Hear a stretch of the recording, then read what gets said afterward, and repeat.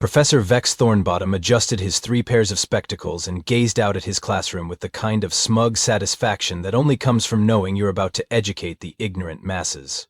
The Galactic University's Lecture Hall Omega-7 was packed to the brim with eager young minds from across the galaxy, all here to learn about the fascinating subject of extinct civilizations. Well, as fascinating as dead species could be, anyway.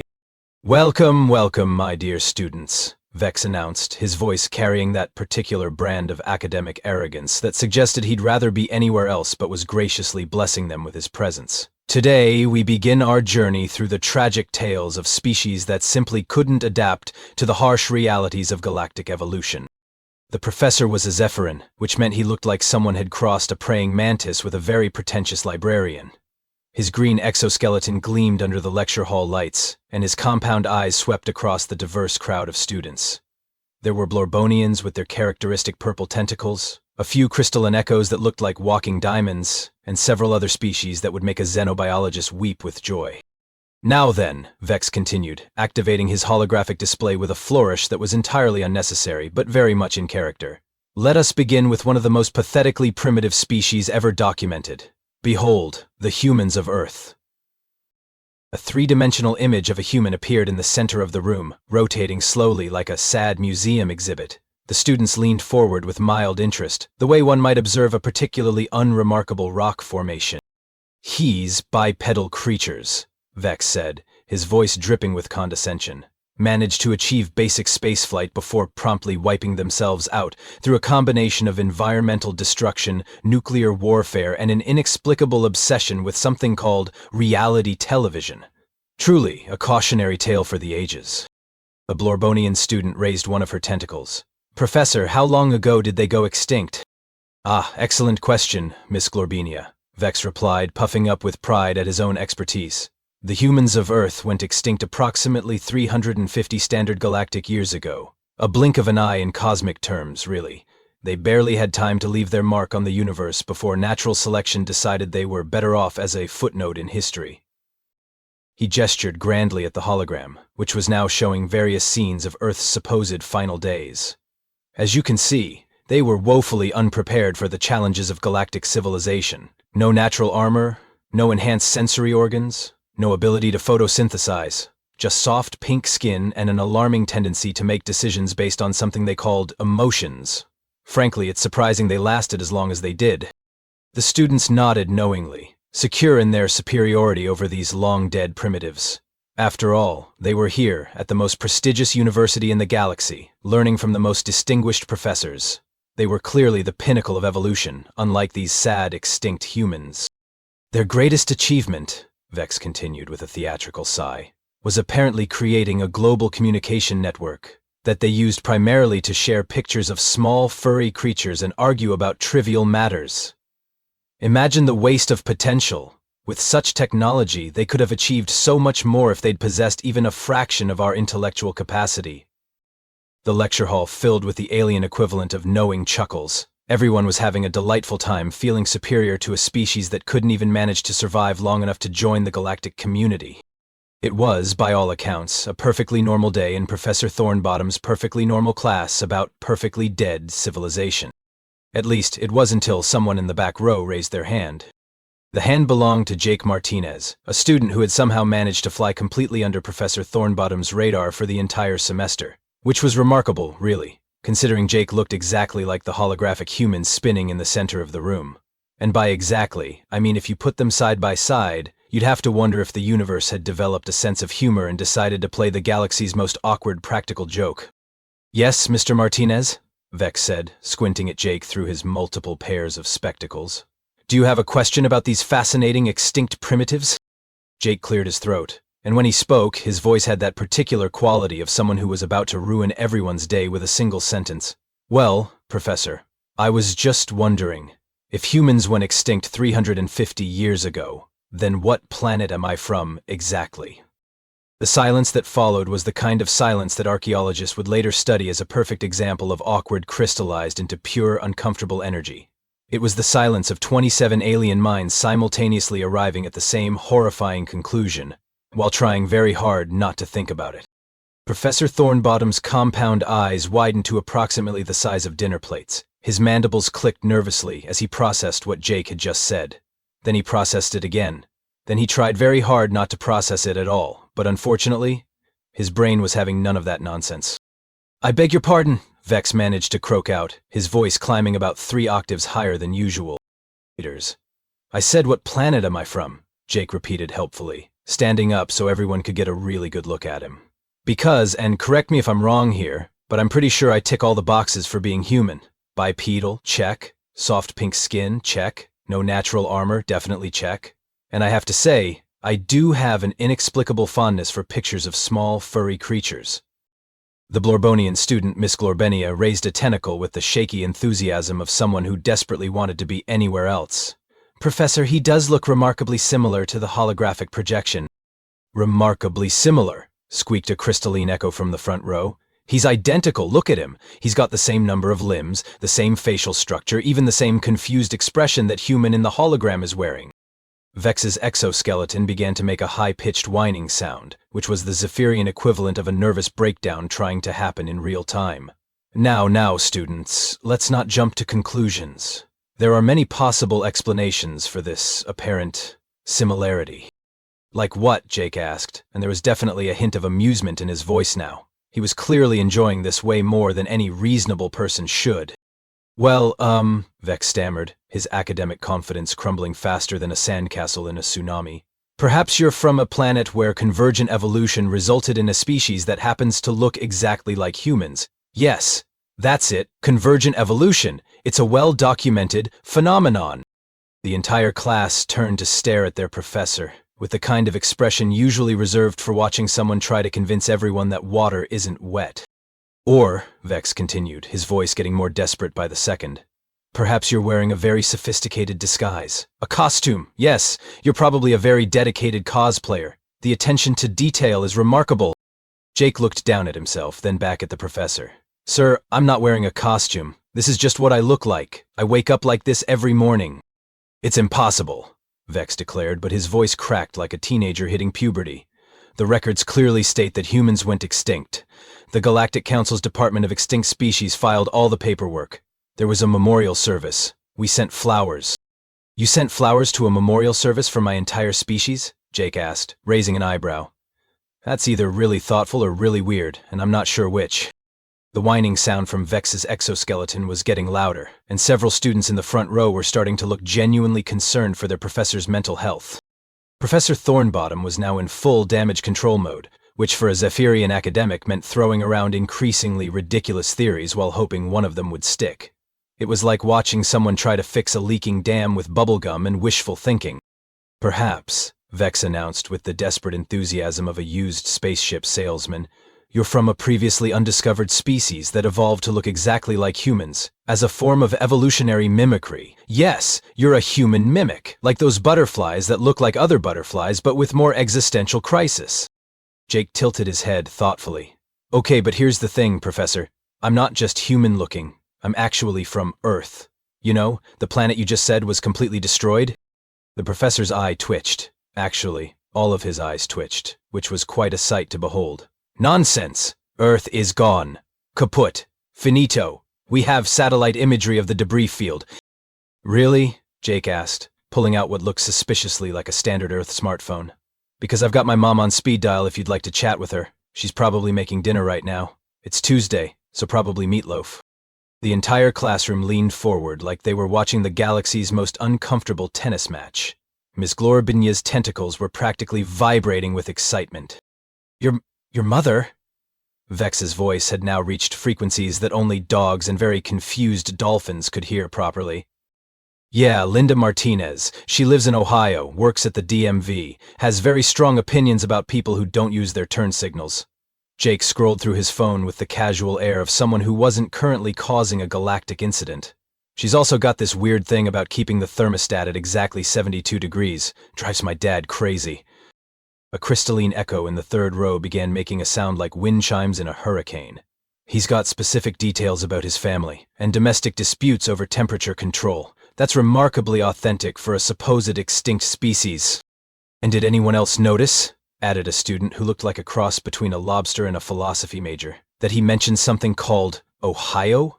I've studied the extinct human civilization extensively for my thesis, and Ohio was definitely a documented location on Earth, a rather unremarkable one, if I recall correctly.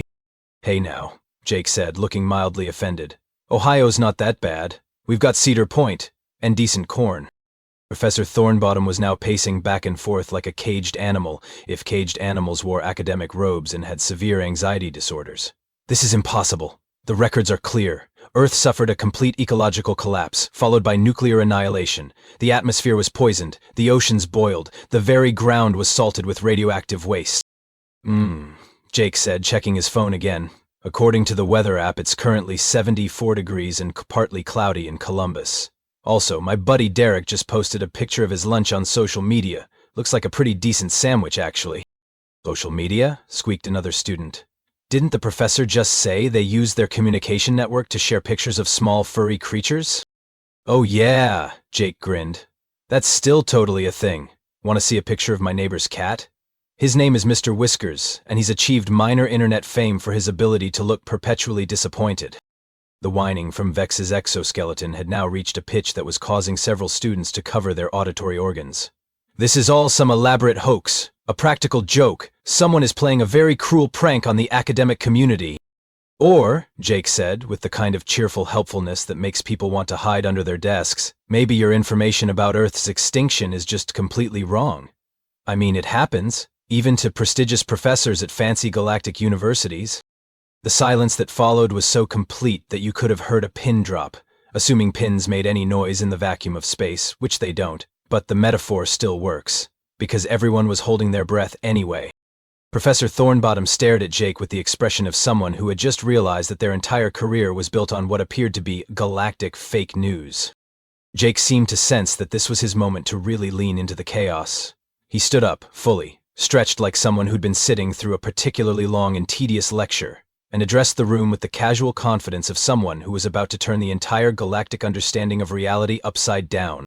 So here's the thing, Jake began, and you could practically hear the collective intake of breath from 27 alien students who suddenly realized they were about to witness either the greatest academic scandal in galactic history or the most elaborate practical joke ever conceived. Earth isn't extinct. Like, not even a little bit. We've got about 8 billion humans running around doing human things. Building stuff, arguing about politics, trying to figure out why hot dogs come in packages of 10, but hot dog buns come in packages of 8. You know, the usual. Professor Thornbottom's compound eyes were now so wide they looked like they might pop right out of his head. 8 billion, he whispered. 8 billion humans. But that's more than the entire population of the Galactic Council. Yeah, we're kind of prolific, Jake admitted with a shrug. Also, just so you know, we've been watching you guys for about, 200 years or so.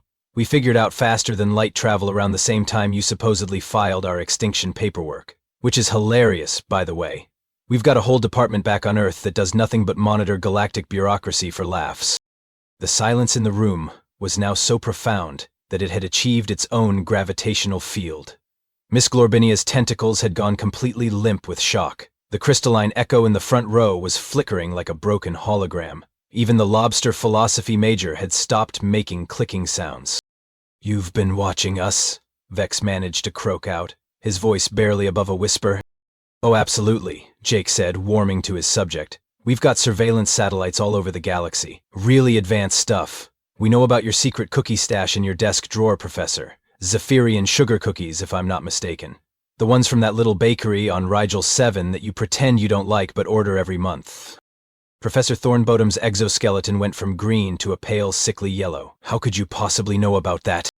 "Because humans are really, really good at two things," Jake explained cheerfully. "Making technology that's way more advanced than anyone expects, and using that technology to find out embarrassing details about other people's lives. It's kind of our thing." A student in the middle row, who looked like a cross between a squid and a filing cabinet, raised what might have been a hand. "But if you're so technologically advanced, why haven't you made contact with the Galactic Council?" Jake's grin widened. "Because we've been listening to your communications for 2 centuries, and honestly, you guys are kind of jerks. No offense, Professor, but that whole lecture about us being pathetically primitive wasn't exactly making us excited to introduce ourselves."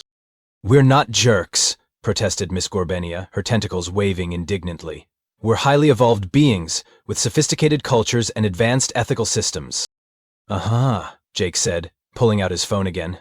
So explain to me why the Galactic Council's most recent resolution was to declare war on the Fuzzy Bunny planet because they refused to share their carrot cake recipe. The entire class turned to stare at Professor Thornbottom, who was now making a sound like a deflating balloon. How did you know about that? That was classified information. We hacked your databases on Tuesday, Jake said matter-of-factly. Took about 6 minutes. Your security system is basically the galactic equivalent of leaving your front door unlocked with a sign that says, "Please don't steal my stuff." Also, we've been selling you guys advanced technology for decades. Those quantum processors you're so proud of? We invented those in the 1990s. We just put them in shiny boxes and charged you triple. The revelation hit the room like a meteor strike. Students began looking around at each other with the dawning realization that they might not be the sophisticated, advanced beings they'd always thought they were. "The quantum processors are from the 1990s?" whispered the crystalline echo. "But those are considered the pinnacle of galactic technology." "Yeah, we've got much better stuff now," Jake said. "We're working on technology that would probably make your heads explode, literally in some cases. We had to dial back our first contact protocols because apparently your species aren't ready for concepts like Wi-Fi passwords and pop-up ads." Professor Thornbottom was now sitting in his chair, staring at the ceiling with the expression of someone whose entire worldview had just been fed through a blender. "This is impossible. Our intelligence networks would have detected a thriving human civilization. We have the best information-gathering systems in the galaxy." "Professor," Jake said gently, "your intelligence networks couldn't find their way out of a paper bag if the bag was labeled exit and had flashing neon arrows pointing toward the opening. We've been running circles around you for 2 centuries.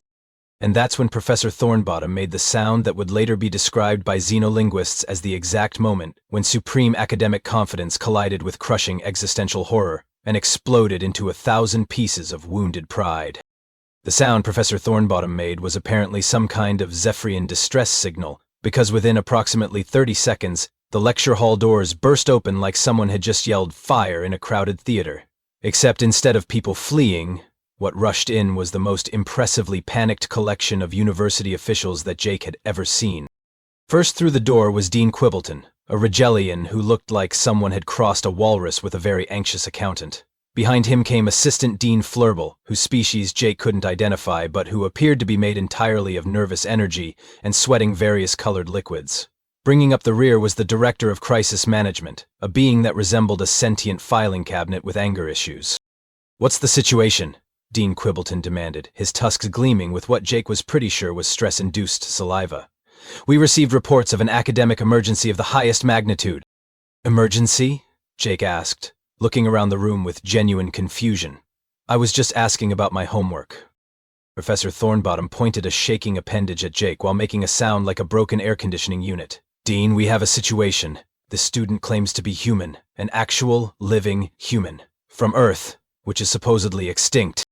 The dean's eyes widened to approximately the size of dinner plates. "That's impossible. We sent a fruit basket to their memorial service."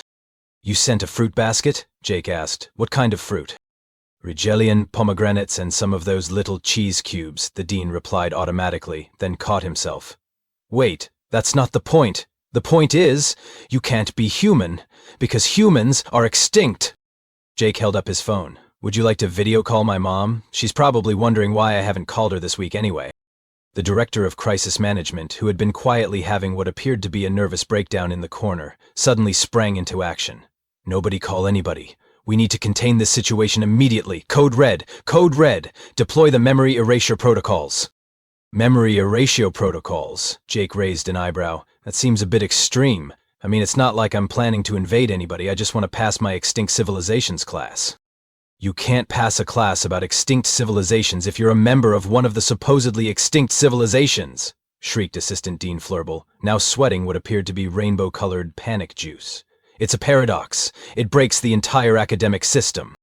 "Actually," Jake said thoughtfully, "I think it just means your information is wrong, which happens, even to prestigious galactic universities." The room erupted into chaos as various officials began talking over each other in increasingly high-pitched voices. The dean was frantically making phone calls to what sounded like the Galactic Council's emergency hotline. The director of crisis management was trying to set up some kind of containment field around Jake, who was still sitting casually in his chair like he was watching a particularly entertaining movie. "This is impossible," the dean was shouting into his communicator. "We need an emergency session of the council. Yes, I know it's their lunch break. This is more important than their lunch break." "Sir," Jake interjected politely, "while you're calling the council, you might want to mention that Earth has been trying to reach them for about 50 years. We've sent approximately 14,000 formal diplomatic communications to their office. They all got returned to sender with a stamp that said, 'Species not found.'" The dean's communicator slipped from his grasp and clattered to the floor. 14,000 diplomatic communications? "Yeah, we've got a whole department for it," Jake explained. "The Department of Galactic Relations, really nice people. They throw a great office Christmas party. Well, they did until they realized nobody was reading their mail." Professor Thornbottom, who had been sitting in stunned silence, suddenly perked up.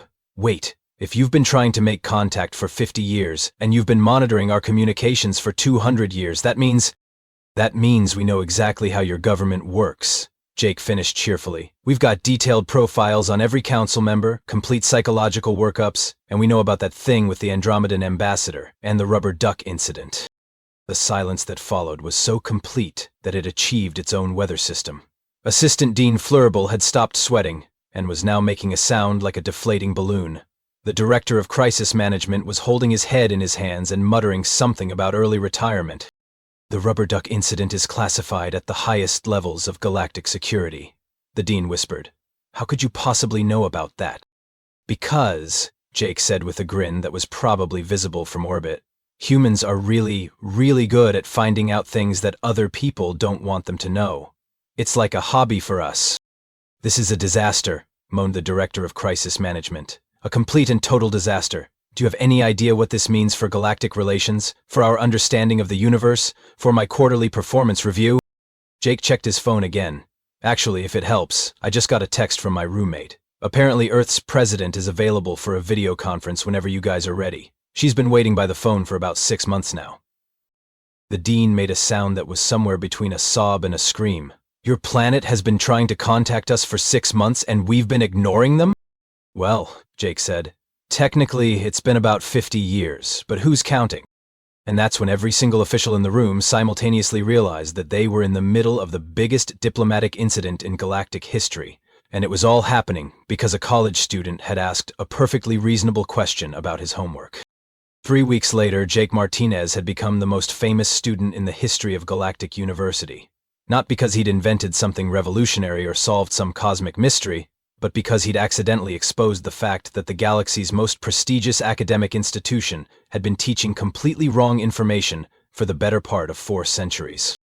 The transformation was remarkable. What had once been Extinct Civilizations 101 was now Contemporary Human Studies, and Professor Thornbottom had gone from being a smugly superior academic to being the guy who had to explain to his colleagues why he'd been confidently lecturing about the extinction of a species that was currently colonizing 3 solar systems and had just opened a Starbucks on Europa. "So," Jake said, settling into his seat in the now packed auditorium, "what are we learning about humans today, Professor?" Professor Thornbottom, who had aged approximately 20 years in 3 weeks, shuffled his notes with the resigned air of someone who had accepted that his life had become a cosmic joke. "Today, Mr. Martinez, we're discussing human expansion into the Outer Rim territories and their unusual approach to interstellar commerce." "Oh, you mean the whole selling obsolete technology to advance civilizations thing?" Jake asked cheerfully. "Yeah, we're really good at that."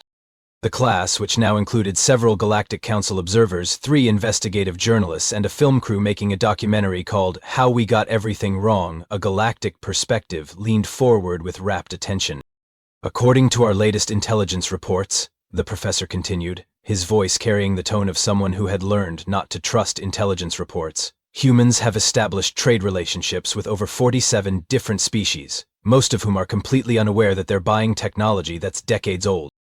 Ms. Glorbenia, who had become something of a human enthusiast since the revelation, raised a tentacle. "But why do they keep buying it if it's obsolete?" "Because," Jake explained, "we're really good at marketing. We put it in shiny boxes and call it artisanal retrotech. Apparently the Rigellians are paying premium prices for what we call Vintage 1000, 990S computing experience. They think it's a sophisticated aesthetic choice." The Galactic Council observer, a being that looked like a cross between a giraffe and a very stressed-out diplomat, made frantic notes. "And the humans find this amusing?" "Hilarious," Jake confirmed. "We've got entire departments dedicated to coming up with creative names for old technology. My personal favorite is when we sold the Andromedans a collection of floppy disks and called them primitive data storage artifacts with authentic tactile feedback mechanisms." Professor Thornbottom rubbed his temples with all four of his hands. "Mr. Martinez, are you telling me that humans have been systematically pranking the entire galaxy for 2 centuries? "Well," Jake said thoughtfully, "we prefer to think of it as conducting long-term sociological experiments in interspecies commerce. But yeah, it's basically been one giant prank." The documentary crew zoomed in on the professor's face, which was now cycling through every possible expression of academic horror. The poor Zephyrian had become the poster child for what happens when your entire field of expertise turns out to be based on fake news. "The truly remarkable thing," continued Jake, warming to his subject, "is that we've been trying to tell you guys the truth for decades. We sent formal diplomatic communications, we tried to establish trade relationships, we even sent a delegation to the Galactic Council wearing our best suits and carrying business cards. You know what they told us?" The council observer looked up from his notes with the expression of someone who was pretty sure he didn't want to hear the answer. "What did they tell you?" "That we look suspiciously similar to an extinct species and that we should try being more original with our evolutionary choices," Jake said with a grin. Direct quote. "We've got it recorded." The auditorium erupted in what could only be described as the academic equivalent of a riot. Students were talking over each other, the documentary crew was frantically trying to capture every angle, and the Galactic Council observer was having what appeared to be a very quiet, nervous breakdown. "So what happens now?" asked the crystalline echo, who had become surprisingly good at asking the questions everyone was thinking but afraid to voice. Jake shrugged. "Well, Earth's officially joining the Galactic Council next month. We're bringing snacks to the welcome party. Fair warning, though, we're probably going to revolutionize your entire understanding of what constitutes advanced civilization." "How so?" Professor Thornbottom asked, though he looked like he was afraid of the answer. "Because," Jake said, standing up and addressing the room with the casual confidence of someone who represented a species that had been underestimated for far too long, "humans don't just survive. We thrive. We adapt. We make friends with our enemies. We turn our mistakes into learning experiences. And we never, ever give up. Even when the entire galaxy thinks we're extinct." He paused, looking around the room at the collection of beings who had spent their entire lives believing they were the pinnacle of galactic evolution. "Oh, and one more thing," Jake added with a smile that was probably going to haunt Professor Thornbottom's dreams for years to come. "We've already figured out how to improve your faster-than-light travel by about 300%. We were just waiting for someone to ask nicely." The silence that followed was the sound of an entire galaxy realizing that everything they thought they knew about the universe was about to change. And it all started because one student asked what planet he was from. Professor Thornbottom looked at Jake, then at his lecture notes, then at the holographic display, still showing the extinct human, and finally at the camera crew that was documenting what would later be known as the day everything changed. "Class dismissed," he said weakly. Jake packed up his things and headed for the door, pausing only to call back over his shoulder, "Same time next week, Professor. I've got some really interesting stories about human coffee culture that I think the galaxy needs to hear." And as he walked out of the auditorium, Jake Martinez, the student who had accidentally triggered the biggest shift in galactic politics in recorded history, was already looking forward to his next assignment, explaining to the Galactic Council why humans put pineapple on pizza and why this was actually a sign of advanced civilization. The galaxy, as they say, would never be the same.